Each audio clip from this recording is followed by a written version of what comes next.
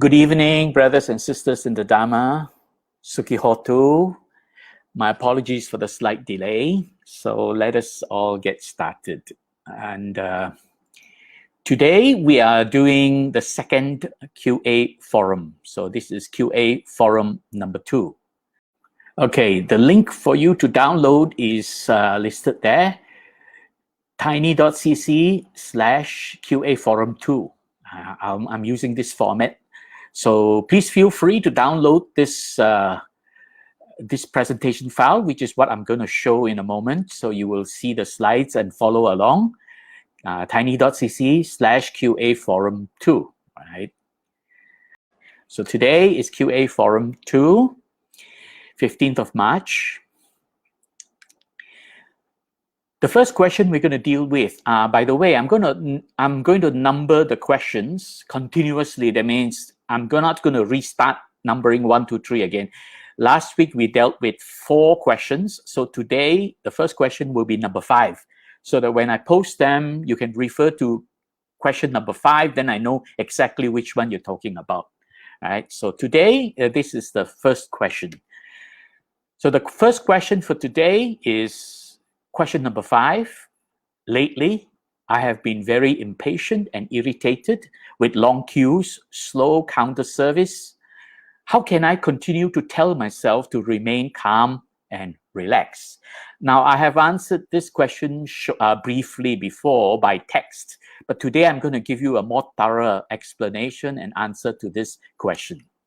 Basically, the main part of this question is, how can I continue to tell myself to remain calm, remain cool and relax? So it's really about staying calm and becoming relaxed. And the technique that the Buddha advocated for this practice is actually commonly called mindfulness. So it's really the practice of satipatthana, the 4 focuses of introspection. So today we're going to take a look at these 4 focuses of introspection from a very practical point of view. Right. Now, the person who asked this question basically was pointing out that he was feeling impatient and irritated. So impatience and irritations were the emotional states that he was experiencing. And of course, that would trigger you to behave in a way that may be unwholesome or may not be helpful to the situation. So basically, impatience and irritation are the reactions to emotional arousals. That means the person had experienced some kind of emotional arousals of fear and anxiety. You see, this is something that happens to everybody. Everything we go through in life, every day, every single one of us, without exception, is going to encounter a situation that arouses our emotion. And in most cases, the most frightening, the most impactful reactions or arousals would be arousal of fear and anxiety, because this has its roots in evolution. Right? So let me explain further. We experience fear and anxiety when we perceive a situation as a threat or a conflict to our survival. So the key here is survival. See, we have this natural tendency, evolved over millions of years, to want to survive. So this survival instinct. And because of our ability to cope with that we became the surviving species. Otherwise, we would be wiped out. Species that are not able to cope with threats and conflicts in order to help them to survive, they are gone, they are wiped out, right? So all animals that have survived are those who cope well with 4 things. And these are the 4 universal across all animals. Finding food. Now, no food, you starve to death. Avoiding harm. Well, if your predator or something more powerful than you wants to harm you and you can't avoid that, you will be dead and your species could be wiped out. And sadly, human beings are wiping out a lot of other species because of this. Right? Thirdly, resting and recuperating. This is very important. If we don't sleep, lack of sleep can cause a person to die. If a person is without sleep for many days on end, continuously, that person may die, get a heart attack or something. Finally, reproductivity, the ability to reproduce. Now, if we don't reproduce, we will have no next generation. Without next generation, our species will be wiped out. So these are the 4 universal things that we need to be able to cope with in order for the survival of the species. Finding food, avoiding harm, resting and recuperating, and reproduction. Right? So all animal species that survive today are able to do this. Those who are no longer able to do this, or those who get threatened, like some species are being threatened by human existence, they could be wiped out, right? Unfortunately, human beings are quite nasty here. The human species has done a lot of things to wipe out so many other species. So the key here with respect to this question is resting and recuperating. So one of the important things is that if we are constantly on the edge of emotional excitement, emotional arousals, constantly experiencing fear and anxiety nonstop, and not able to pause and relax, not able to rest and sleep, we will not survive. So the resting and recuperating is the key with respect to this question here. So if you're feeling impatient and irritated, you got to learn how to relax and recover from it. So relaxation is resting, and recovering from it is recuperating. So this is the key. And the practice of Satipatthana can help in resting and recuperating. So resting and recuperating come from the ability to stay calm and relax. That means when our emotions are aroused and we feel agitated, we are able to stay calm and able to relax, find the opportunity, create the conditions to relax in the face of threats and conflicts. If we can't deal with threats and conflicts, our species will be wiped out. So dealing with threats and conflicts, we've got to learn how to stay calm and relaxed. So how can we cultivate the ability to stay calm and relax? Well, the Buddha advocated the practice of what we commonly call mindfulness, but I'm going to point out that Bhante Punnaji calls it differently. He calls it the 4 focuses of introspection. So basically, Bhante Punnaji has taught us to cultivate this introspective attention, the 4 focuses of introspection, so that we become aware, conscious and aware of what goes on inside us. You see, whether you survive or not survive, one thing is to prevent external threat from wiping you out, but another thing is to be able to rest and recuperate, and that is how we can deal with it inside us. So the first thing is to be aware of what's happening to us, what goes on inside us, and not to be disturbed just by what goes on outside. So here, I'm not talking about life-threatening situation, because if you are faced with a life-threatening situation, you have to deal with that threatening situation. But here we're talking about going through normal daily activity, and then you feel agitated, you feel impatient, you feel irritated. So now the solution is to learn how to bring your attention inwards, to be aware of what goes on inside, so that you're able to deal with this impatience and this irritation. Right? So this is called introspective attention, which commonly translated as mindfulness. This is the practice of Satipatthana. Introspective attention is to observe how we are affected by things going on outside. So it's to observe what goes on inside and to be aware. Then we can deal with ourselves. We can learn to rest and recuperate. This is the only way. You cannot learn to rest and recuperate by getting distracted by what goes on outside. You've got to learn how to bring your attention inwards. Think about it. Every night you go to sleep, right? If you are paying attention on what's going on outside, you hear some sound from the neighbor, You hear some sound coming from the road. Now, if you start to pay too much attention to what goes on in another house nearby or on the road somewhere out there, all these sounds, traffic sounds, you can't sleep.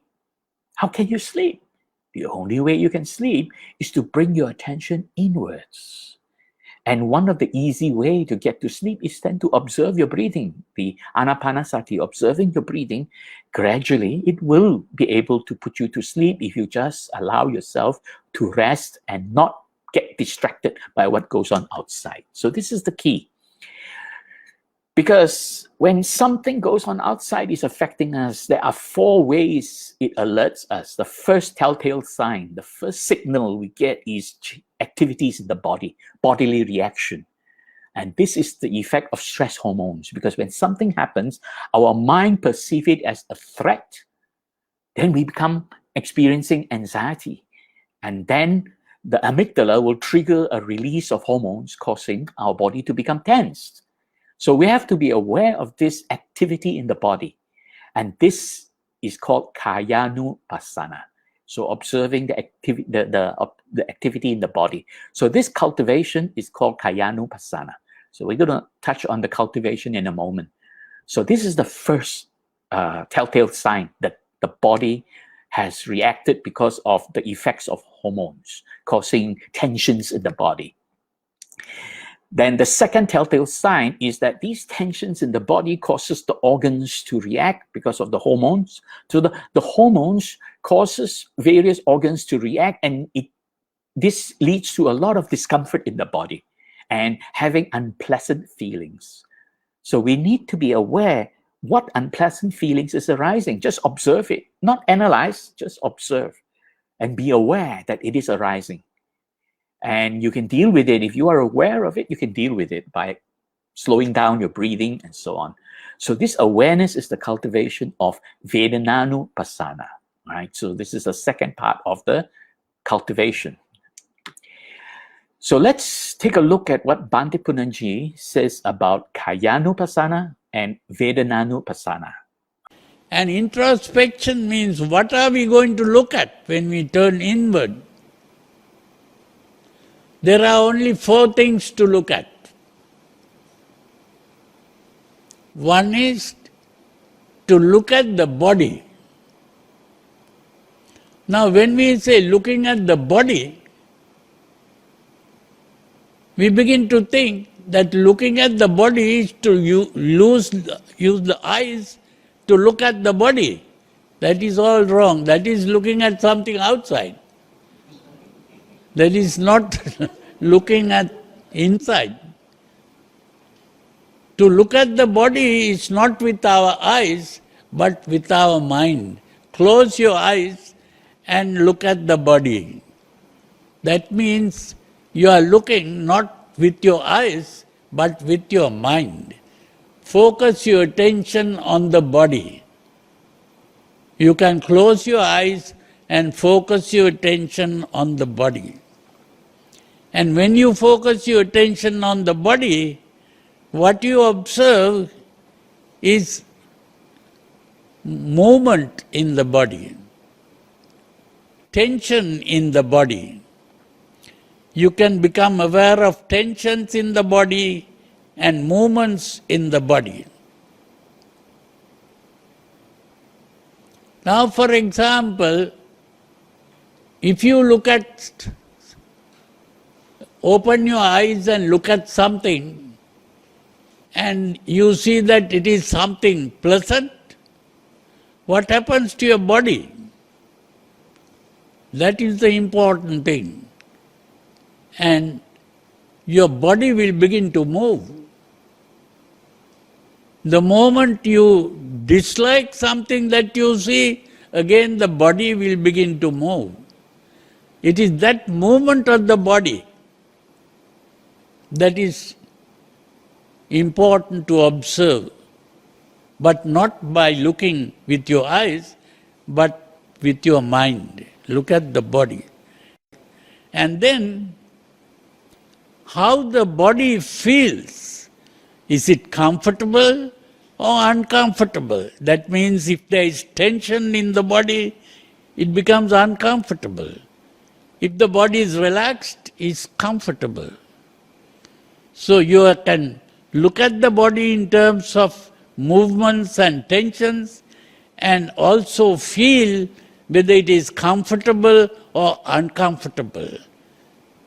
So that is what is called Kayanupassana and Vedananupassana. Kayanupassana is to become aware of the body, and Vedananupassana is become aware whether it is comfortable or uncomfortable. The practice of Kayanupassana and Vedananupassana. Realize that something has happened to the body, realize that there are sensations disturbing you and making you feel uncomfortable. So observing the body, changes in the body and the feelings and sensations. Then all that leads to emotional arousal. So what happens is this tension and discomfort, they begin to arouse emotion. And that is when you begin to feel irritated and impatient. So this feeling of irritation and impatience is the emotional arousal, right? And you must learn to be aware, because when you are aware of emotional arousal, you can deal with it. You see, all of us, we have difficulty being aware of emotional arousal. And if we're not aware that our emotions are being aroused, then emotions actually carry on and take control. And then we begin to behave in very emotional ways. So this awareness of emotional arousal is important. Realize that now your emotional states are changing, your mood and temperament are changing. This is the awareness that is cultivated with Chittanupassana, observing the these changes in your emotional states. And because of emotional arousal, your mind gets disturbed. So when emotions are aroused, the mind becomes unstable and it triggers all kinds of thoughts, all kinds of unwholesome thoughts. And this awareness is the cultivation of Dhammanupassana. Now, it's very important, this word Dhammanupassana. A lot of people translated Dhammanupassana is to be aware of Dhamma, the Buddha Dhamma. Actually, in this case, this word Dhamma, Pali is a very strange, interesting language. Every word may have more than one meaning depending on the context. So here, in this context, the word Dhamma is referring to thoughts, experiences, right? Thinking. So this is really Dhamma, concepts. When your mind begins to create a concept, or your mind begins to think of something, that process of thinking, that arising of the thoughts, that is really Dhamma. And that is experience, a kind of experience, mental experience. So here, Dhamma means that, not the Buddha Dhamma, not talking about the Four Noble Truths and so on. So this is the cultivation of being aware that your thoughts are arising. And this is where these thoughts motivate you and drive you to behave either in a good way or in a bad way, depending what kind of thoughts. So therefore, it's important to realize that these thoughts are actually causing you to behave, and this behavior is your karma. So being aware of these things can help you manage and help you calm and settle and make peace with your karma. Otherwise, you'll be behaving in unwholesome ways. You're creating bad karma, right? This is very important. You're creating bad karma because of these thoughts arising, driving you to behave in such a way. So when you have unwholesome thoughts, your behavior may become erratic and unwholesome, and that you are creating negative karma. You're creating bad karma. Therefore, if you are aware negative thoughts are arising, say to yourself, no, this is not good. Don't do this. This is harmful to the other person. It may also cause a problem with our relationships. So don't do that. So if you warn yourself there, you won't end up behaving in unwholesome and erratic manner. So now let's listen to Bhante Punnaji explain these two. The Chittanupassana, awareness of emotional states arising, and Dhammanupassana, awareness of thoughts and concepts. Okay. Then another thing that you can observe while looking within is whether your emotions are excited or not. If you are angry, you can observe in your body whether you are angry or whether you are unhappy or whether you are frightened or whether you are worried, whatever the emotional agitation, by closing your eyes you can still become aware inside. That is called chittanupassana, becoming aware of the mood. Chitta is the mood. Then the next thing is what is called Dhammanupassana. Dhamma is, of course, we use the word Dhamma to refer to the teachings of the Buddha. But here Dhamma is not teachings of the Buddha. Dhamma is simply the thought in the mind. What are you thinking? What kind of thought arises in your mind? Are you thinking of what happened yesterday, or what is going to happen tomorrow, or what is happening now? If you are thinking of something, that is Dhamma. Very important to understand that Dhamma there means the thought in the mind. So those are the four things that you can become aware of when we do introspection. Becoming aware of the body, becoming aware of how the body feels, becoming aware of the emotional state, or becoming aware of the thoughts in the mind. That is satipatthana, introspection. Now when that has been practicing, you have to practice it not just 5 minutes or 10 minutes or even 1 hour. You have to practice that 24 hours. That is the important thing. So you heard Bhante say you got to practice these 4 types of pasanas 24 hours. It's not something you just do it once or do it from time to time.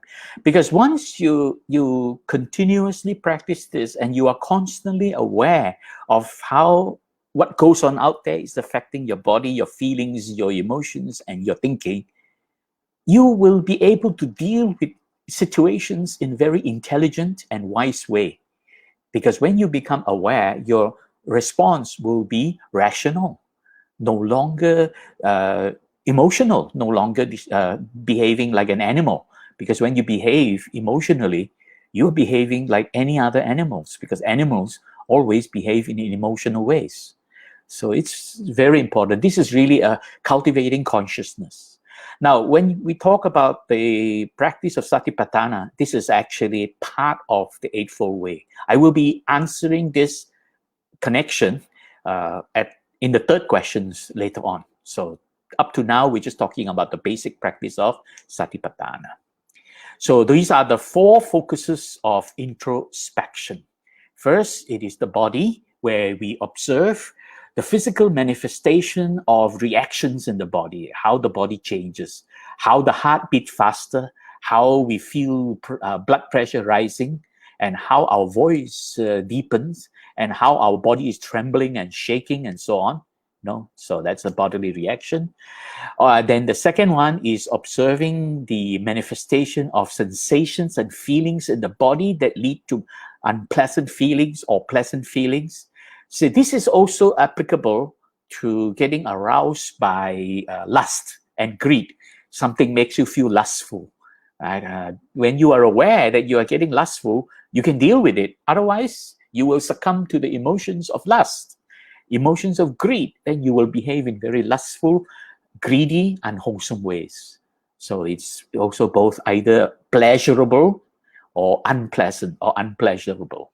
So be aware that these feelings are arising and it arouses your emotions, and then you go into various emotional states and your mood and your temperament begin to change.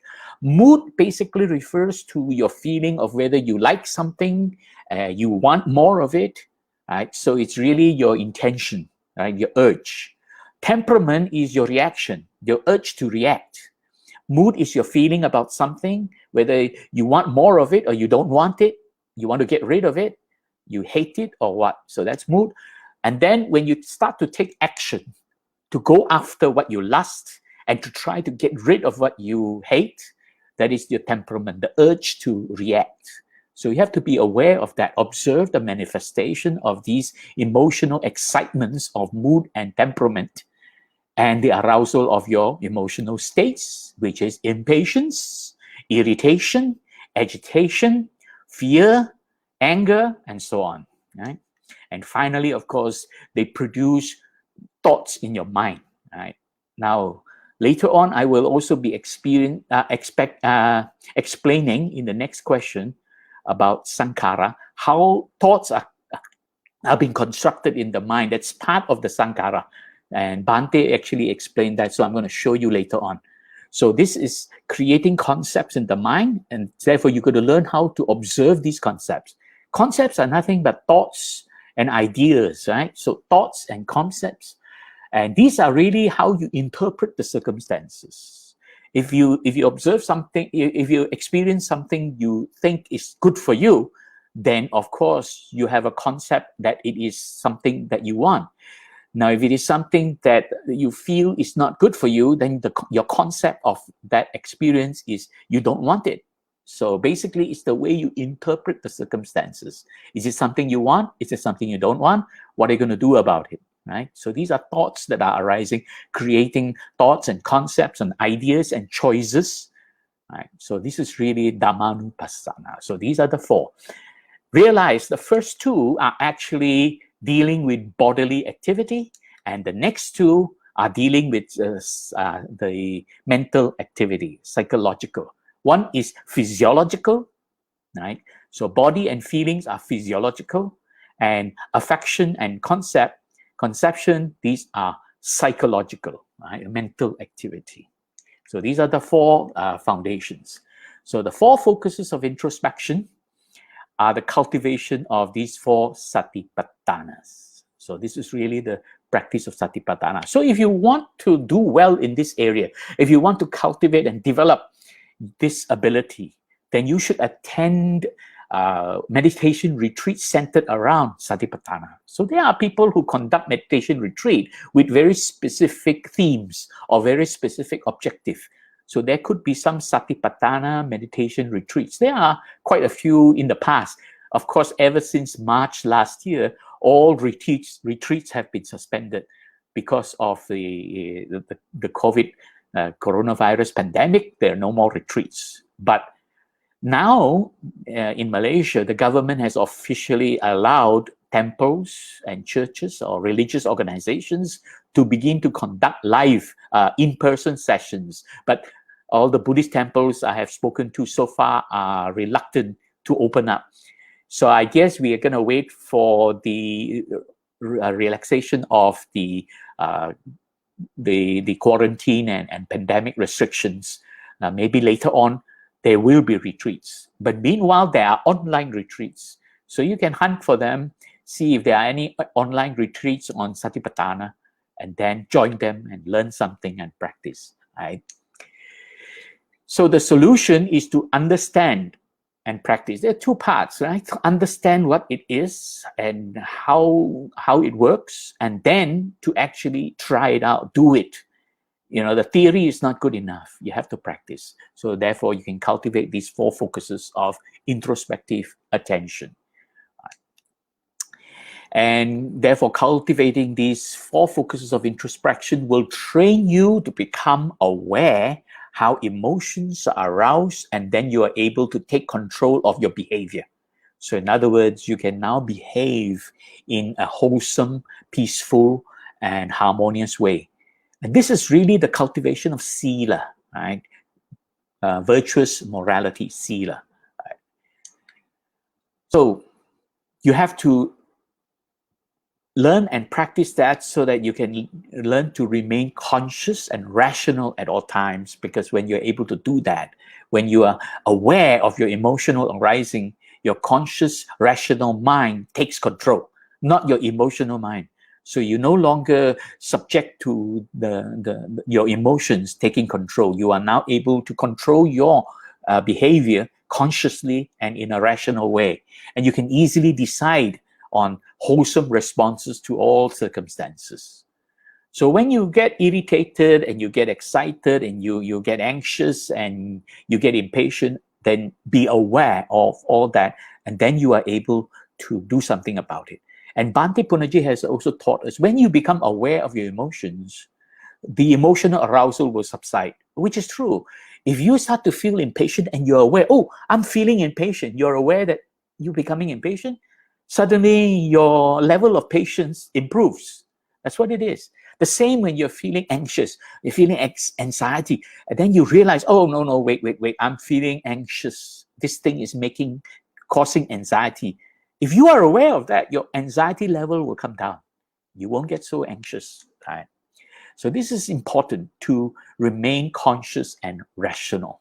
So when you do not cultivate introspective awareness, you allow emotions to take control and you react emotionally to circumstances, leading to the whole mass of suffering that you seem to experience. We experience suffering not because they just happen to us. We experience suffering because of the way we react. Very important to realize that. Right? This is also creating good karma. By remaining conscious and rational, your actions are wholesome and harmonious and peaceful. You are actually behaving in a virtuous way, and therefore you are creating good karma for yourself. Right? This is very helpful to know that. So I hope that has answered that question, but there are two parts of that question that will be dealt with in the next two questions. So I'm going to come to that in a moment about Satipatthana. Now, the next question number 6. I see a beautiful scenery with mountains, skies, green trees. I like the atmosphere and the scene. I wish to stay here a bit longer to enjoy the scene. At which point is it sankhara? Right? Now, there's two parts of it. The first part is the upper part, describing an experience which is very pleasant. Beautiful scenery, oh, nice, scenery, nice view, and the weather is cool and you feel good, blue skies, so you feel very happy and peaceful. You want to hang around a bit longer to enjoy and savor the wonderful experience. Now, there's also sankhara going on. So at which point is sankhara? So there are two questions. One is dealing with this response to pleasurable experience. The other one is, where does this word sankhara, what is the meaning of sankhara, and what is it, how it is affecting the whole experience?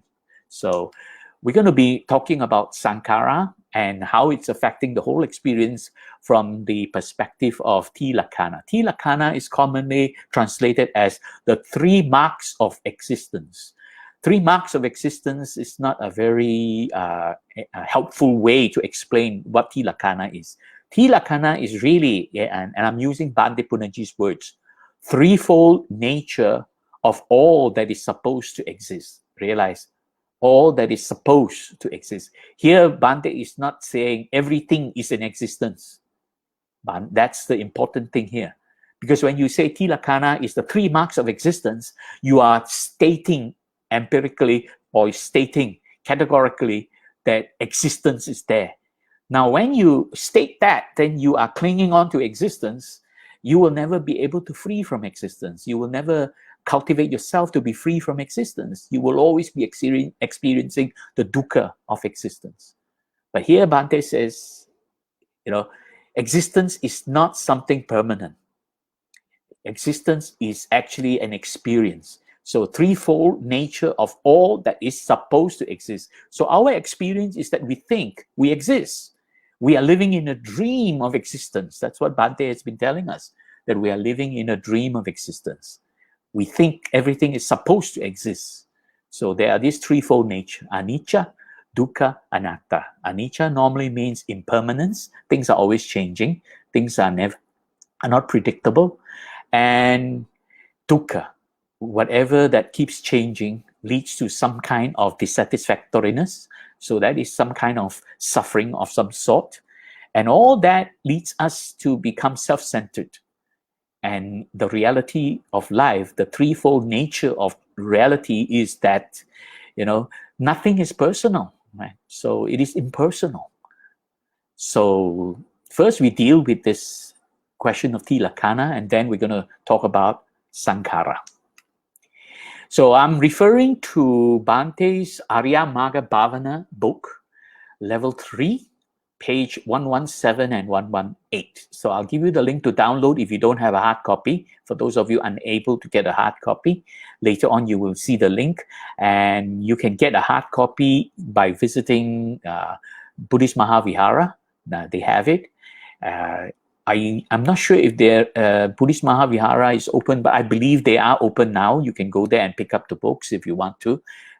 So basically, this is from Ariyamagga Bhavana Meditation Guide, level 3, page 117 and 118, where Bhante points out that there are 3 types of sankhara, right? Mental construction is chitta sankhara. Now, from time to time, you may come across documents that says mano sankhara. It's actually referring to the same thing, more or less.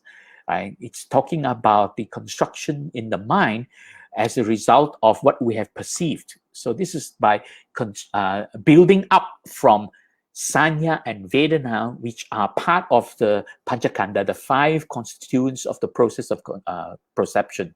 Or some people call these as the 5 parts of panchakanda. Okay, so this is really constructing the perception in the mind. So this is really mental construction. The next is verbal construction, vachi sankhara. Vachi refers to speech. Here it's not talking about what you say. It's talking about what the mind is saying. So this is really mental speech. What is being spoken in your mind. So this is really constructing basically questions and answers in your mind. Whenever we see something, there is a process of question and answer, because when you see something, the first thing the mind asks unconsciously, you're not aware of it normally, that is a question. What is this? And then the mind will try to look back into memory and then say, this looks like this looks like that, this may be this, and then it starts to identify what it is. So this process of mind is vitaka vichara. Vichara basically is asking the question, what is this? Vitaka is answering the question, this is this. So it's a process you are not consciously aware of. It's constantly going on, right? So that's vachi sankhara. And finally, this physical construction, kaya sankhara. Basically, this is referring to the process of breathing.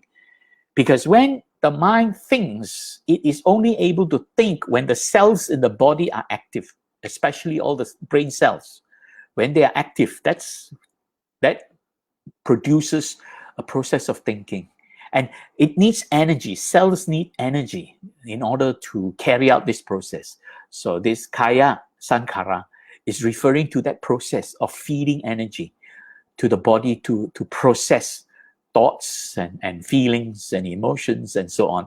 So this is really the energy that causes the activity to go on internally. Without that energy, then it cannot go on. So this is really those 3 types of sankhara. You can read the rest yourself. I won't go read them. But basically, when we talk about construction, right? Mental construction, there are 3 types of sankhara in the mind. It's all happening in the mind, because there's another type I'll talk about in a moment that is not happening in the mind, right? But basically, these are all happening in the mind. Chitta sankhara refers to the construction of a mental image arising of what was perceived through the sense organs. That means when light enters the eye, you're able to see something, and then chitta sankhara is producing the mental image, the rupa, right? And this is by building together like bricks to put bricks to make a wall. And if you imagine the wall is the whole picture, then the bricks basically are put up to create the wall. Or if I use another analogy, it's like putting pieces of jigsaw puzzle together until you get the whole picture of the jigsaw puzzle, forming the full picture, the big picture. So sanya vedana are like the pieces, and you put them together and produce it. This process of putting it together is really pancha upagadana kanda. And in there are 5 constituents. Sankara is one of them. Okay, so this is really the 5 constituents of the process of perception. And with every mental image perceived, there is an identification process going on. That process is actually called papancha. There's an identification process of the perceived image in the mind. And you begin to identify by asking questions. What is this? I remember this. Oh, this looks like this and this looks like that. Okay. And finally, kaya sankhara is the construction of this physical energy to feed, to keep these processes going on. So you can read the rest of it in Bante's notes, and then you can pose questions after reading this.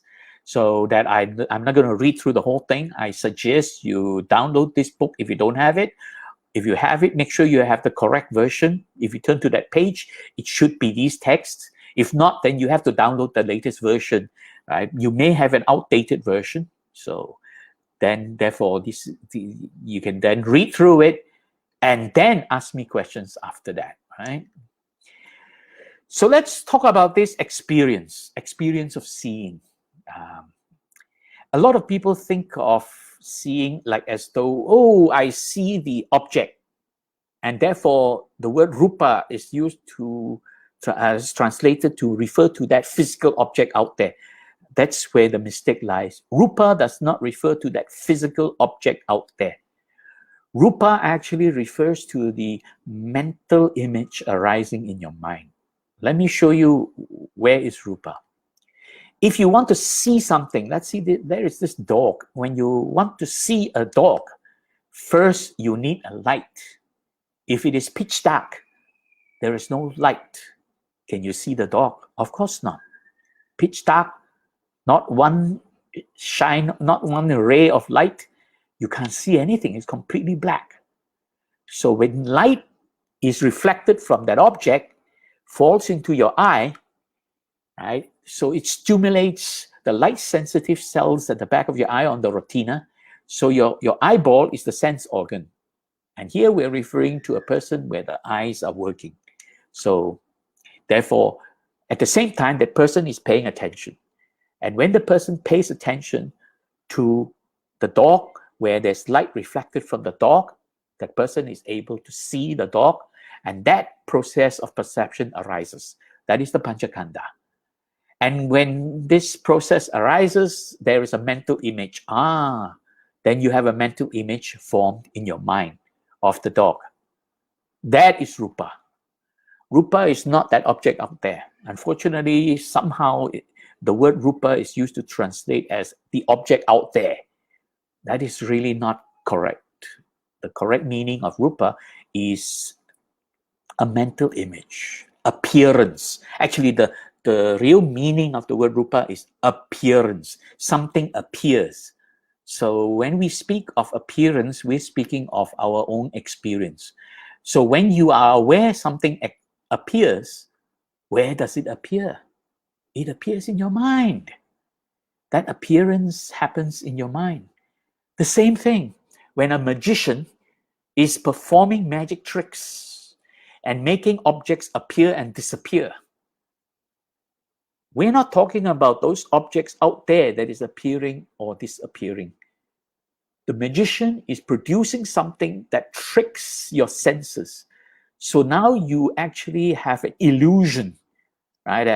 An illusion that something appears and disappears. That this person stands behind the curtain, and then when the curtain drops, the person is not there. So whether the person appears or not appear, it's all happening in your mind. That is the rupa. So now you're able to see the dog, right? But this seeing is really not seeing the dog. This seeing is actually light reflected from the dog. That is what we're seeing. We're never seeing the dog. We're always seeing light reflected from the dog. Now talk about another thing, hearing. Where there is a sound, somebody claps his hand, and you can hear somebody clapping. So are you hearing the person clapping? No. When that person claps, each clap, it causes a vibration of the air. So air vibration enters your ear and strikes at your eardrum. So it produces a chain reaction where the receptors or these optic nerves, or not optic nerves, nerve endings inside the ear, right, in the cochlea, in the part of the ear called the cochlea, they begin to shake, and then they produce a frequency that resembles a sound. So your mind has a sound image arising. So in other words, when somebody claps his hand, you are not hearing the clapping. You're hearing air vibrations caused by the clapping. So when somebody claps his hand, you're able to hear it. You are hearing air vibrations produced by the clapping. But if somebody claps his hand, it is also possible you can't hear anything. Why? Because you're wearing earplugs.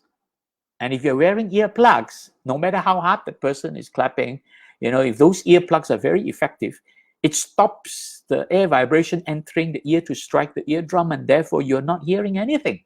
You see, when you wear earplugs, you're not able to hear. It's not because that person stopped clapping. It's because air vibration is not going on. The same thing with the dog.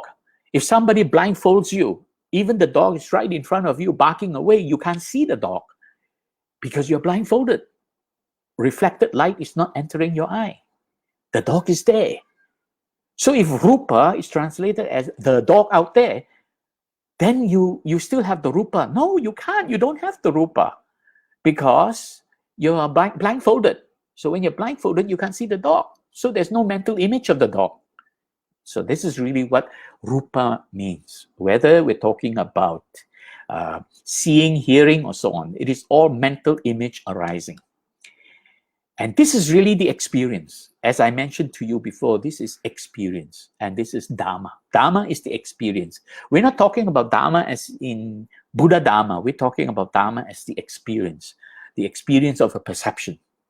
And this experience is because of light reflected. And then your mind begins to project. Oh, there is a dog out there. Your mind begins to projecting the concept of an object identified as a dog out there, right?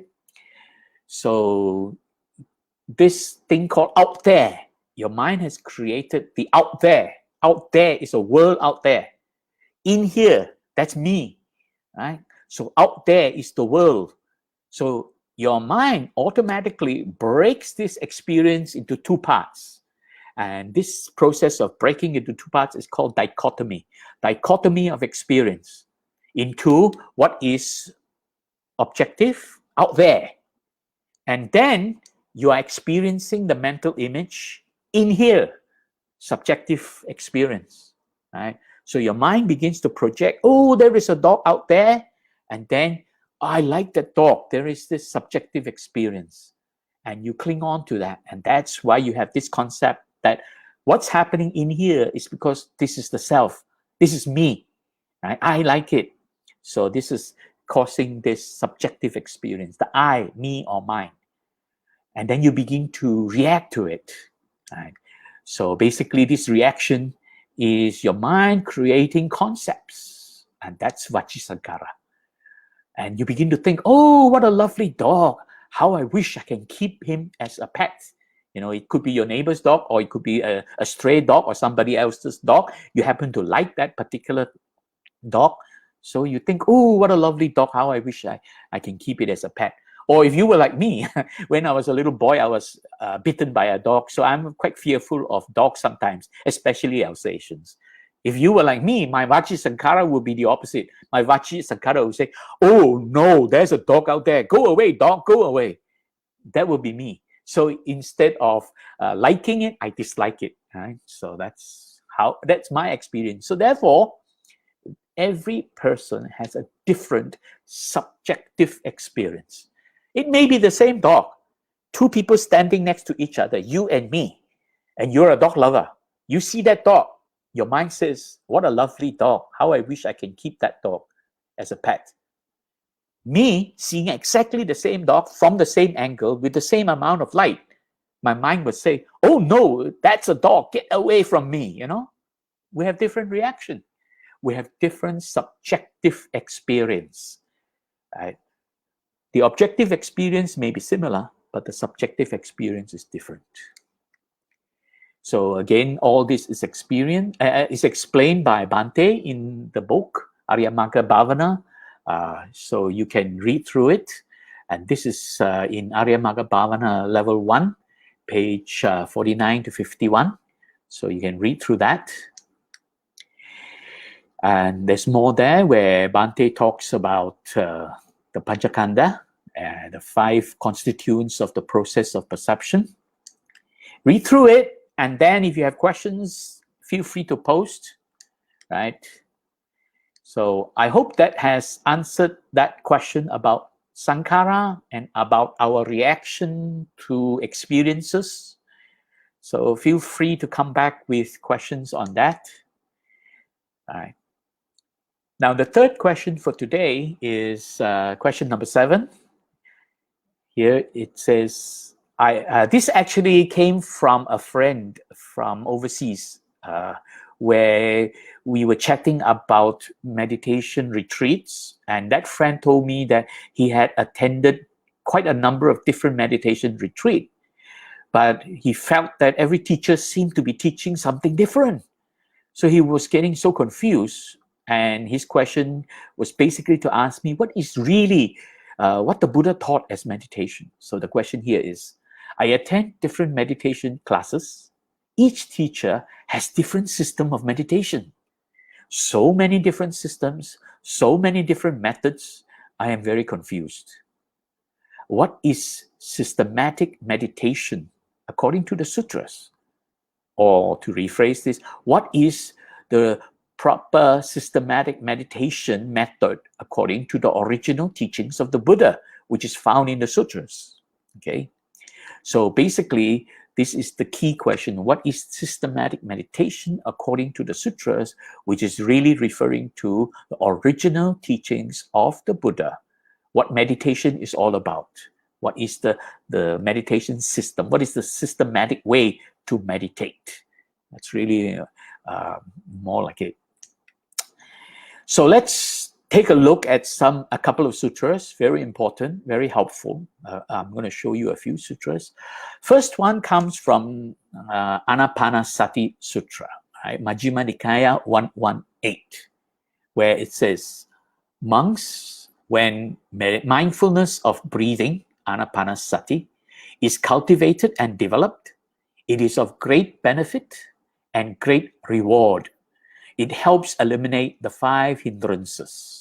Okay, so I'll explain a little bit about the 5 hindrances in a moment. Let's look at this phrase here. So it says anapanasati. Anapanasati is really mindfulness of breathing. That means it's the awareness, the introspective awareness of the breathing that is going on. Some people translate this as meditating on the breath. It is not meditating on the breath. You're not trying to analyze the breathing. You're not trying to analyze how you breathe. You're basically observing breathing coming in and going out. This is the very basic meditation. So this is really introspective awareness of breathing. That's all it is. Right? So this is in Anapanasati. And then in Anapanasati, it goes on to say, Anapanasati, which is mindfulness of breathing, when cultivated and developed, leads to the fulfillment of the 4 focuses of introspection, which is satipatthana. Or I'll just use the Pali words. Therefore, the actual script in the sutra is Anapanasati, when cultivated and developed, leads to the fulfillment of Satipatthana.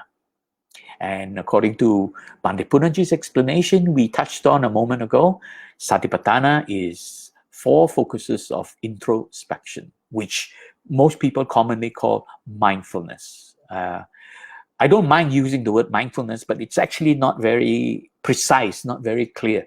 4 focuses of introspection is more precise, but basically it's referring to the practice of Satipatthana. So in other words, when you practice Anapanasati, when you begin to observe the in-breath and the out-breath, just observing the breathing, you are able to calm the mind. And if you're able to cultivate and develop this and to its fruition, it fulfills the practice of Satipatthana. That means it helps you complete the practice of Satipatthana.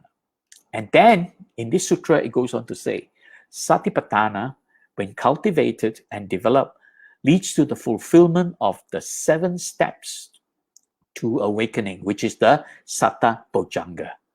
Some people translate Satta Bojjhanga as the 7 factors of enlightenment.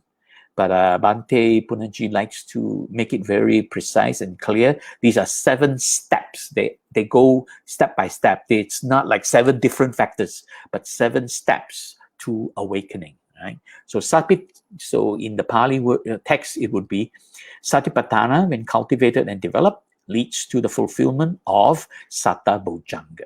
This is in Anapanasati Sutra. And finally, Satta Bojjhanga, when cultivated and developed, leads to the fulfillment of Panya and Vimutti. Right? Panya is this introspective, discerning wisdom, this deep wisdom, right? And full comprehension. Here, Bhante used the word full comprehension. That means there is nothing you don't understand as far as the phenomenon that's happening, the experience that's happening. So you have full comprehension, and then Vimutti, which is actually freedom from suffering, emancipation, liberation. When you reach that point, you are really now at the doorstep of awakening, right? The next step is to become awakened. You become an arahant when you are able to successfully fulfill that. So this is really the prescription from the Buddha according to Anapanasati Sutra, that you practice Anapanasati, and when you practice it, and one more thing I want to clarify, the word cultivated and develop. A lot of people think, oh, these 2 words mean the same thing. Not really. Cultivation and development are 2 slightly, subtly different things. Cultivation is understanding the technique, practicing it, doing it, going through the whole process of doing it. That is cultivation. Development. As you go through the process of developing, the process of cultivating, practicing it, you become good at it and you begin to experience the fruits, experience the benefit from it. So development is a little bit more matured or more advanced than cultivation. Cultivation is learning it and doing it. So to put it in plain, simple English, cultivation is learning something and doing something and practicing it. Okay, so that's cultivation. Development is as you practice it, your practice becomes more matured. You become more skillful at it. As your skill level advances, you begin to experience the benefit from it. So there is an element of fruition, the fruits from the practice. So you can say develop actually includes the fruits of the practice, whereas cultivation is merely the learning and practicing. Right? Development is then the maturing of the practice and getting the fruits from the practice. So this is the very subtle difference between the word cultivation and development. Right? A lot of people use these 2 words interchangeably, but if you think more deeply about it, cultivation has to do with practicing it. Development has to do with something changing, something growing, something maturing, right? So a person is more developed because he's cultivating something, cultivating the right behavior. See, when you cultivate the right behavior, you develop yourself to become a more matured person. That's how it works. So therefore, the prescription from the Buddha is basically anapanasati, and when you're able to cultivate and develop it, it leads to the fulfillment, which means it leads you to go on to do satipatthana in a proper way, so that you're able to understand, practice satipatthana and develop and benefit from the practice of satipatthana. That's what fulfillment means. So therefore, when you're able to fulfill satipatthana, then satipatthana, when cultivated and developed, leads to the fulfillment of the 7 steps to awakening, satabojjhanga. And satabojjhanga, when cultivated and developed, leads to the fulfillment of panya and vimutti. And panya and vimutti are the 2 necessary conditions for awakening.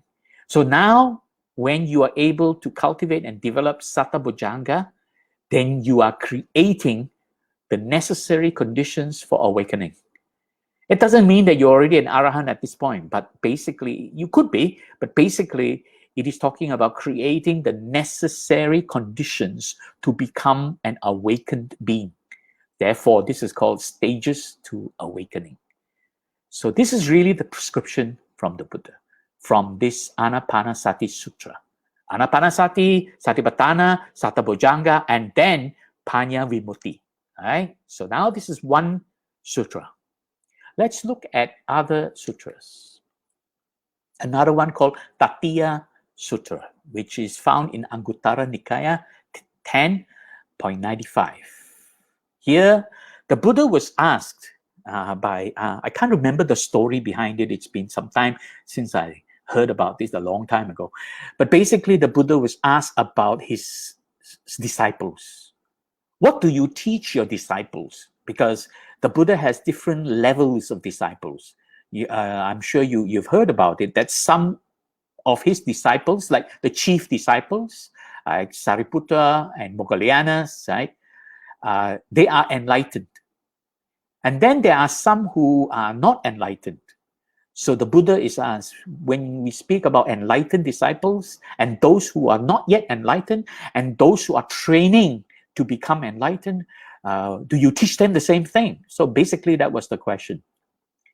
And here, when the Buddha says, have been emancipated, so the Buddha was referring to enlightened disciples, the arahants. So the arahants are people like Sariputta, Moggallana's, Mahakassapa, and a few others. Right? In fact, there were hundreds of them eventually. So here, have been emancipated means a person who has already attained the fruition of enlightenment, emancipation, liberation from suffering, freedom from suffering.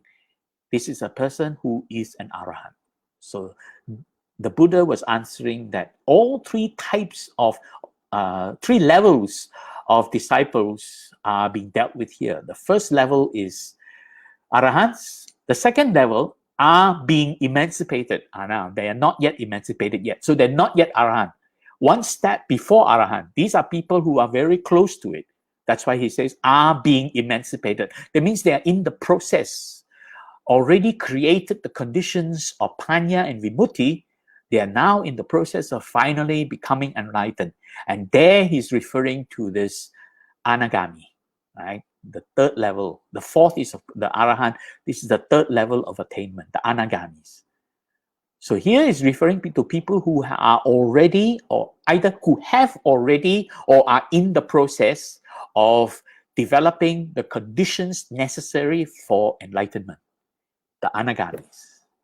And then will be emancipated. This is talking about people who will become arahants in the future, sometime in the future. We don't know how long. So he's referring to both the sotapan as well as the sakadagami.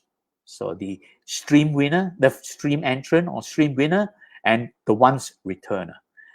So the Buddha is basically mentioning that all 3 levels of disciples, he was teaching exactly the same thing, no different. They all learn exactly the same thing from him. And the first is abandon the 5 hindrances. And 5 hindrances are the corruptions of the mind, which weaken wisdom, panya. So therefore, as long as there are 5 hindrances going on, it disturbs the mind, then you are never ever going to be able to cultivate panya. So you will never create the conditions to become enlightened. So first and foremost, you got to learn to abandon the 5 hindrances. Now, when we meditate, we are able to do this at on a temporary basis. That means we're able to suspend the 5 hindrances, not eliminate completely. So here, when it says abandon, it's an active verb, meaning that in that process, you are able to let go. But once you come out of the meditation, then the 5 hindrances come back to disturb you. So therefore, this could be referring to those who are not yet enlightened. So they are still in the process of practicing, trying to eliminate the 5 hindrances, but not quite able to fully eliminate them, but creating conditions towards that. So this is really maybe temporarily suspend or abandon on a temporary basis. So first, abandon the 5 hindrances, which are the corruptions of the mind that weaken wisdom. And then, this process of abandoning the 5 hindrances, this meditation process to help you do that, that is really the right effort. Right? In the right effort, I'm going to answer that in the next question. In the right effort, there's a clear explanation about how to practice to abandon the 5 hindrances. I'm not going to go into too much detail, but I'll just briefly mention that. Okay. So basically, in the right effort, there are 4 practices called the Chattari Samapadana, the 4 great strivings that can help you abandon the 5 hindrances. So that practice is right effort. And with their minds well established in the 4 establishments of mindfulness. This is Bhikkhu Bodhi's translation. But what it is referring to is are the 4 focuses of introspection. What we mentioned earlier, Bhante Punanji explained the 4 focuses is really those 4 things, right? Kayanupassana, Vedananupasana, Chittanupassana, and Dhammanupassana. So these are the 4 cultivations. So abandoning the 5 hindrances and then Satipatthana. So in other words, if you are not able to practice Samata meditation to relax and calm your mind, to abandon the 5 hindrances, you are not ready to practice Satipatthana. That's really an important message there. A lot of people jump straight into Satipatthana practice without learning how to relax. So it is through Samata meditation, this tranquility meditation, that can help you to be peaceful and tranquil. Then you can abandon the 5 hindrances. Then you're ready to practice the Satipatthana. You can use Anapanasati to abandon the 5 hindrances. So there are quite a few practices you can use to abandon the 5 hindrances. Anapanasati is one of them. And then develop correctly the 7 factors of enlightenment, or the 7 steps to awakening, as Bhante translates it, Satabhujanga. So in other words, practice Samatha to abandon the 5 hindrances, and this also can be the practice of right effort, and then practice Satipatthana, and then finally Satabhujanga. You see, it's all basically the same thing as the other sutra, Anapanasati to abandon 5 hindrances, Satipatthana, then Satabhujanga. It is in this way that they have been emancipated, that means they have become the Arahant, are being emancipated, that means they have created the conditions to become Arahant, these are the Anagamis, or will be emancipated, that means sometime in the future. So these are the Sotapan and the Sakadagami, right? And basically, this is the prescription from the Buddha, the system of meditation. Don't try to do something beyond that. If whatever you are learning from your teacher and it doesn't quite fit into here, then you have to think about it. This is really the process associated with the practice that is mentioned in the Eightfold Way. Okay. Now, I would like to just clarify what is Samata and what is Vipassana, and I'm very thankful to one of my teachers, Venerable Ayasma Agachita, where I have attended some of his workshops. And these next two slides, this one and the next one with a yellow background, they came from him. I asked him for permission to use them. Of course, I'm not going to reinterpret what he says. I'm just going to show you exactly what he says. So these are his words from Ayasma Agachita. He says, Samata is about how to still the mind. So here, mind is referring to chitta, how to still the chitta. And Bhante Punnaji has explained that chitta means emotional mind. Of course, that is not by Ayasma Agachita's explanation that chitta is emotional mind. But what I'm pointing out to you is connecting to what we're also learning from Bhante Punnaji. So basically, Samata is about how to still the mind in a four-step process, this four-step process. And it is not about objects of focus. In other words, it's not trying to analyze something. You're not focusing on an object and say, oh, what is this? How is this working? That is not the meditation we're talking about. Samatha is basically just stilling the mind, allowing the mind to slow down until it stops behaving emotionally, stilling the chitta. And so in other words, it's not about objects, whether it is conceptual objects, which is conventional, or it is about ultimate realities, paramatta dharma, okay? So this is samatha meditation. What then is vipassana meditation? Vipassana meditation is about object of focus. In other words, when you begin to observe an object and you begin to then investigate and focus on that object and investigate. And this is really the investigation of the sankhara of these objects. How to regard them, how to investigate them, and how to develop insightful understanding about them. That is vipassana meditation. But this is not for the beginners and the novice meditator. So until you are able to abandon the five hindrances and experience jhanas, don't worry about learning vipassana yet. Just focus on samatha meditation to learn to abandon the five hindrances. Right? So those four steps are mentioned in the Vitakka Santana Sutra, Majjhima Nikaya 20, where it is mentioned clearly there are the four steps of stilling the chitta. And Ayasma Agachita, very thankful to him, he's leaving the word chitta untranslated because different people have different translations of chitta. So he says, how is the chitta to be made to stand properly, steady? That means stilling the chitta. How is the chitta to be made to sit properly? That is settling down. How is the chitta to be made unified? Here, unified with what? Chitta unified with mano. That means, using Bhante Punnaji's terms, that the emotional mind being unified with the thinking mind, no longer disturbing each other. The two minds are one. This is really what unified here means. Chitta and mano are one. They are no longer separated, no longer behaving differently or separately. So unifying. So how is the chitta to be unified, to be made unified, and how is the chitta to be brought together and placed, composed? So this is together with mano. So basically, this is mentioned by the Buddha in this sutra. So there you have it, the sutras that basically explain meditation, right? And quickly, we talk about the Eightfold Way.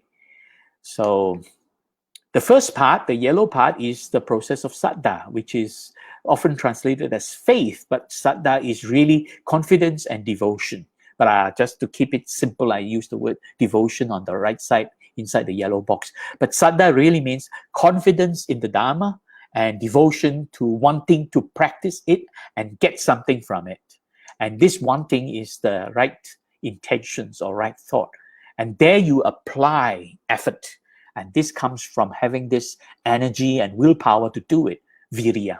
So saddha and virya are necessary. And then comes the blue part, which is sila, the cultivation of virtuous morality, talking about right speech, right action, and right livelihood.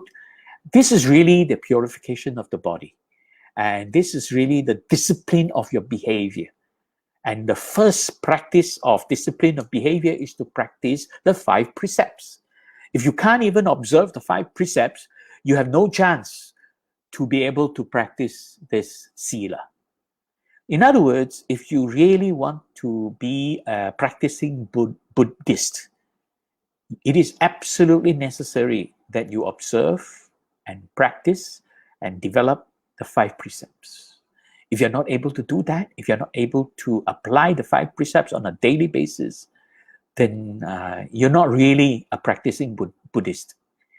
So therefore, this is talking about disciplining your behavior to become a moral and virtuous person. Now, some people are asking, metta meditation. Now, metta meditation is not mentioned in the earlier sutras. So where does it fit in? Metta meditation is actually an extension of the practice of sila. So in other words, sila is basically making yourself become a good person. Having become a good person, the next stage of development and maturity of a good person is to become selfless, to become compassionate towards all beings. Not only that you are now a good person, but you are also helping to free other people from suffering. So the practice of metta and karuna is really an extension of sila. Right? Then comes the meditation part. And the meditation part is right effort, right mindfulness. Now, the third one is wrongly translated or improperly translated as right concentration. Bhante Punjaji calls it harmonious equilibrium, mental equilibrium. Some people prefer to use the word stillness. That's fine, stillness. Some people prefer to use the word tranquility. That's also fine. But what it means is really the ultimate stillness of the mind. And Bhante Punjaji calls it mental equilibrium. Right? Samadhi. Samadhi, unfortunately, has been mistranslated as concentration. Okay, but I just leave the right concentration there so that people are more familiar with it. They can then see that is where it is. Now, these 3, the parts in green, this is really the practice of meditation, and this group collectively is called the cultivation and development of samadhi, tranquility, stillness, mental equilibrium. They basically mean that the mind is stilled and free from disturbances. And those 3 stages have 3 different practices. Basically, they help you to purify the mind so that you ultimately develop insight, right? Discerning insight or insightful wisdom, panya, that creates a condition to be liberated, vimutti. So the practice here, the green part, right? Harmonious exercise, sama vayama, is practiced with Chattari Sama Padana, the 4 harmonious exercises. Some people translate that as the 4 great strivings. So this is that part of the practice. Now this can be incorporated with Anapanasati. Right? So as you practice Anapanasati, you also practice these 4 Sama Padana. I have actually videos talking about Sama Padana, so you can actually check through my YouTube channel and look for the video that talks about harmonious exercises or Sama Vayama, okay, where I give a great detail there. But here I'm not going to go in, it takes too long. And then Satipatthana and then Satabhujanga. These are in accordance with the sutras. The other 2 sutras I showed you earlier mention exactly the same thing. In the Eightfold Way, it is also mentioning exactly the same thing. So basically talking about Chattari Samapadana for right effort, Satipatthana for Samasati, and Satta Bojjhanga for Samadhi. I won't talk so much about Satta Bojjhanga because this is more for the advanced practitioners. So please look through what I have said about Satipatthana, and please look through mentions of this Chattari Samapadana. It is also found in Bhante's meditation guides. Read through them, and if you have questions, I'll deal with them. I will go into Chattari Samapadana more next time. We're running out of time. Okay. So there you have it. That's the end of today's sharing. You can download this. And of course, those two meditation guide, the Ariyamagga Bhavana Level 1 and Level 3, where I mentioned. I didn't mention anything about Level 2. It doesn't matter. You can download Level 2 if you want to. I think you can guess what the link is for Level 2. Quite obvious. So you can download this, and you will see the slides that I have shown there. And with that, I end my presentation. Right? Thank you very much. Sadhu, sadhu, sadhu. That is the end of my presentation. If you happen to have any questions, I'll be happy to answer them. So far, I don't seem to notice any questions so far, unless I'm mistaken. Give me a second. I will check to see if there are questions.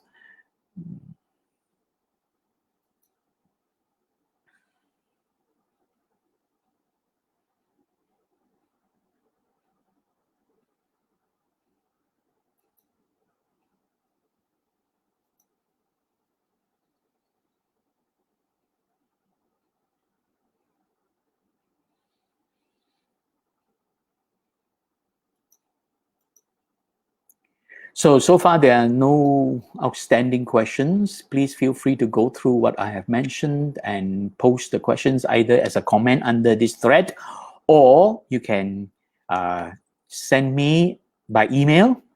For those of you who are in the Relax group, you can always post it there, or you can contact me through Facebook, whatever, and I'll try to answer them in the next sharing. So with that, I end my sharing. So let us now dedicate our the merits that we have acquired.